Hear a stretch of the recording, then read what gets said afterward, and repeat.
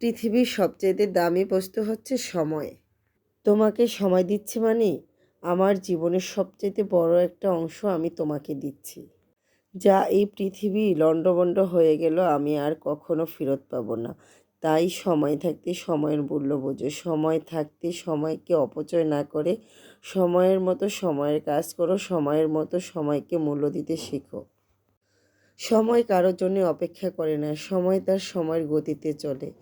অনেকগুলি কথাই বলে ফেললাম। আসসালামু আলাইকুম, সবাই কেমন আছেন? আশা করি সবাই খুব ভালো আছেন। আলহামদুলিল্লাহ আমিও ভালো আছি।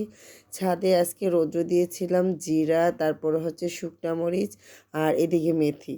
তো সব কিছু মিলে রৌদ্র দিয়ে মেয়ে তো রৌদ্রের মধ্যে খেলা করছে, আর এদিকে আমি একটু ছাদ বাগান থেকে সবজি কেটে নিলাম।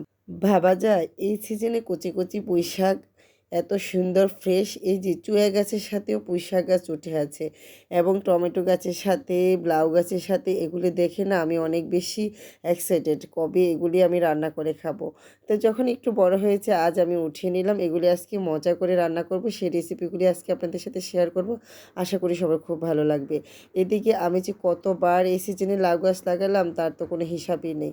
এখনও গাছে লাউ আছে, কিন্তু লাউ আমি একটা ধরে বা দুইটা ধরে, তারপরে লাউ গাছগুলি কেন জানি বুড়া হয়ে যায়, পাতাগুলি কেমন হয়ে যায়, আগার বাড়তে চায় না, তো এগুলি উঠে ফেলে দিয়ে আবার চারা লাগে। এভাবে যে আমি কতবার এবার লাউ গাছ লাগালাম। তো যাই হোক, লাউ গাছের গল্প আর কত বলবো। তো এদিকে ছাদে এই যে মা মেয়ে একটু ফটোশ্যুট করতেছি, এখানে একটা টমেটো পেকেছে, এটাও আমার মেয়ে তুলে নিয়ে আসছে। আর টমেটোগুলি আসলে আমি বেশি একটা আনতে পারি না, খেতে পারি না, জানি না আমার এখানে চোর না চুন্নি কারা জানি চুরি করে নিয়ে যায়। তো যাই হোক, টমেটো অনেক কিছুই, লাউ, লাউ শাক, কুমড়া শাক, অনেক কিছু নিয়ে গেছে। তো আমি যতটুকু পারি গিয়ে যা পাই সেটাই নিয়ে আসি। তো এই যে ছাদ থেকে একটু জিরা নিয়ে আসলাম, তো সেই জিরাটা একদমই শিলপাটায় বেটে সব কিছু রেডি করে গুছিয়ে নিলাম আজকে কী কী রান্না করব। তো আজকে আসলে ভোটের দিন, সকালবেলায় অনেক এক্সাইটেড ছিলাম যে ভোট দিতে যাব। তো যাই হোক, সে কথা না হয় নাই যাই। তো কি রান্না করার মতো আজকে আমার বাসায় কিছু ছিল না, যে আমি গতকালকেও বাজার করব সেটাও আমি আসলে সময় পাইনি। আজ তো ভোটের দিন সব কিছুই বন্ধ। তো কি করব, নিজে একটু বুদ্ধি খাটিয়ে রান্না করে নিলাম। আমার মতো যারা গৃহিণী আছে তারা হয়তো রান্নাতে আটকিয়ে থাকে, কারণ রান্না নিয়ে তাদের চিন্তা ভাবনা সকাল থেকে রাত পর্যন্ত।